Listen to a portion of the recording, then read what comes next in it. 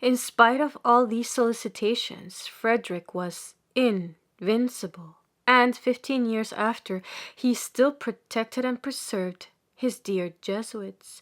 This expression in his mouth, who at length sacrificed them to the conspiracy, may be looked upon as an answer to what D'Alembert had written of their treachery to the king.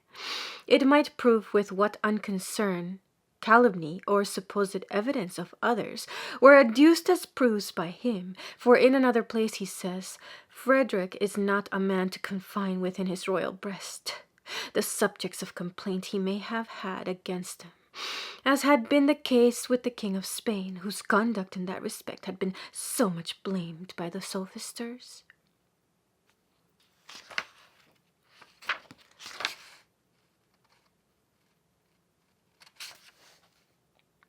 These sophistical conspirators were not to be satisfied by the general expulsion of the Jesuits from the different states of the kings of the earth. By their reiterated war whoop, Rome was at length to be forced to declare the total extinction of the order. We may observe this by the manner in which Voltaire particularly interested himself for a work, whose sole object was to obtain that extinction. At length it was obtained. France, too late perceiving the blow it had given to public education, without appearing to recoil, many of her leading men sought France, too late perceiving the blow it had given to public education, without appearing to recoil, many of her leading men sought to remedy the mistake and formed the plan of a new society solely destined to the education of youth.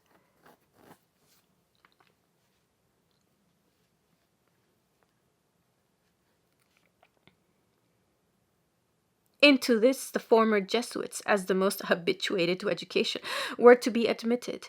On the first news of this plan, D'Alembert spread the alarm. He sees the Jesuits returning to life. He writes again and again to Voltaire. He sends the counter-plan. He lays great stress on the danger that would result thence to the state, to the king, and to the Duc d'Aiguillon, during whose administration the destruction had taken place. He also insists on the impropriety of placing youth under the tuition of any community of priests whatever. They were to be represented as ultramontanes by principle and as anti-citizens. Our barking philosophist, then concluding in his cant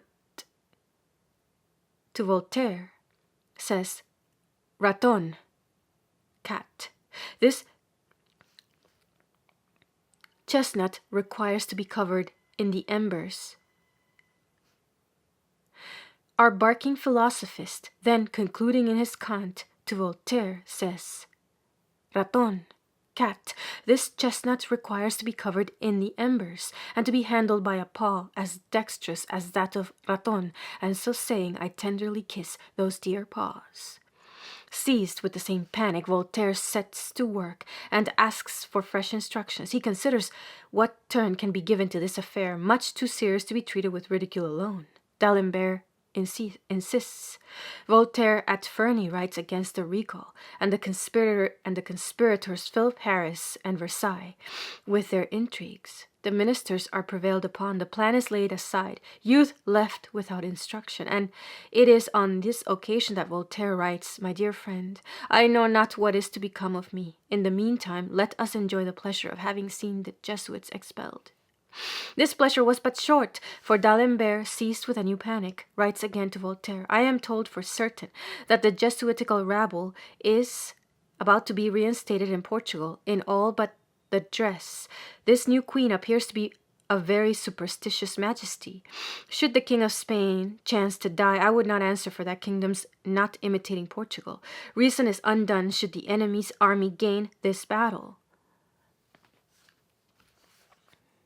When I first undertook to show that the destruction of the Jesuits was a favorite object of the conspirators, and that it was essentially comprised in their plan of overthrowing the Christian religion, I promised to confine myself to the records and confessions of the sophisters themselves. I have omitted, for brevity's sake, several of great weight, even that written by by Voltaire 15 years after their expulsion, wherein he flatters himself that by means of the court of Petersburg he could succeed in getting them expelled from China, because those Jesuits whom the Emperor of China had chosen to preserve at Peking were rather converters than mathematicians.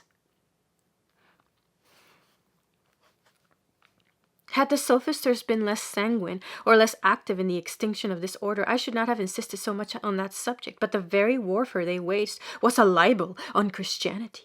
What they had persuaded themselves, that the religion of the Christians was the work of man, and that the destruction of a few poor mortals was to shake it to its very foundation. Had they forgotten that Christianity had flourished during 14 centuries before a Jesuit was heard of? Hell might indeed open its gates wider after their destruction, but it was written that they should not prevail. The power and intrigues of the ministers of France, of a Choiseul or a Pompadour, plotting with a Voltaire, of a D'Aranda in Spain, the public friend of D'Alembert, and the protector of infidelity of a Carvalho in Portugal, the ferocious persecutor of the good, and the arts of many other ministers, dupes or agents of the sophistical conspiracy, rather than politicians, may have extorted the bull of extinction from Ganganelli by threats of schism. But did that pontiff or any other Christian believe that the power of the gospel rested on the Jesuits? No, the God of the gospel reigns above, and he will one day judge the pontiff and the minister, the Jesuit and the sophister. It is not to be doubted that a body of 20,000 religious dispersed throughout Christendom, and forming a succession of men attending to the education of youth, and applying to the study of science, both religious and profane, must have been of the greatest utility, both to church and state. The conspirators were not long before they perceived their error, and though they had done the Jesuits the honor to look upon them as the base on which the church rested, they found that Christianity had other succors left, that new plots were yet necessary, and we shall see them with equal ardor attacking all other religious orders as the third means of the anti-Christian conspiracy.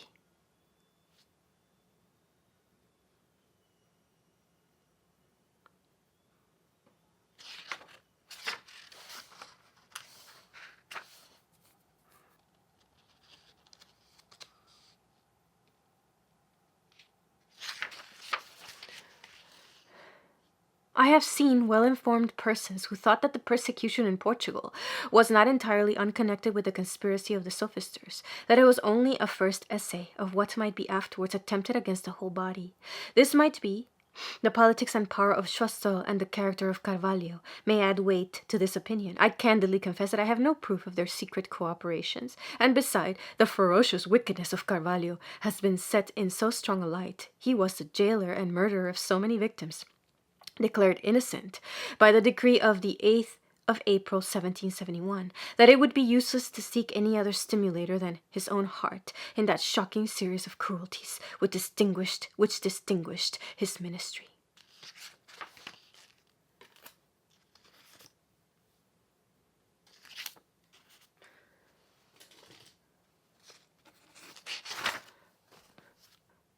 The favorite measure of those who were inimical to religious orders has been to endeavor to show their innullity, both to church and state. But by what right shall Europe complain of a set of men by whose labors she has been enabled to emerge from that savage state of the ancient Gauls or Germani, by whom 2/3 of her lands have been cultivated, her villages built, her towns beautiful and enlarged? Shall the state complain of those men who, sedulously attending to the cultivation of lands which their predecessors had first tilled, furnished sustenance to the inhabitants? Shall the inhabitant complain when the village, the town, the country from whence he comes would not have existed, or would have remained uncultivated but for their care? Shall men of letters complain when should they even have been happy enough to have escaped the general ignorance and barbarity of Europe? They would perhaps, but for them, have been now vainly searching ruins in hope of finding some fragment of ancient literature. Yes, complain, all Europe complain! It is from them that you learned your letters, and they have been abused without mercy! Alas, Our forefathers learned to read, but we read perversely. They opened the temple of science, we have shut it again, and the dangerous man is not he who is ignorant, but the half-wise who pretends to wisdom. Had anyone been at the trouble of comparing the knowledge of the least learned part of the religion? Had anyone been at the trouble of comparing the knowledge of the least learned part of the religious orders with that of the generality of the laity? I have no doubt but the former would greatly have excelled the latter, though they had received their ordinary education. It is true the religious were not versed in the sophisticated science of the age, but often have I seen those very men who, upbraided with their ignorance, were happy in the sciences, with their occupations required, not only amongst the Benedictines, who have been more generally accepted from this badge of ignorance, but among all other orders. I have met with men as distinguished by their knowledge as by the purity of their morals. Alas, that I could extend this remark to the laity! This, indeed, is a language very different from that which the reader may have seen in the satiric declamations of the age, but will satire satisfy his judgment?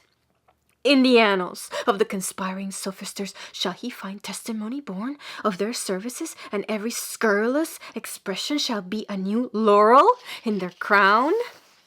The Jesuits were destroyed, but the conspirators saw Christianity still subsisted, and then they said to each other, we must destroy the rest of the religious orders or we shall not triumph. Their whole plan is to be seen in a letter from Frederick, to which Voltaire gave occasion by the following. Hercules went to fight the robbers, and Bellerophon chimeras.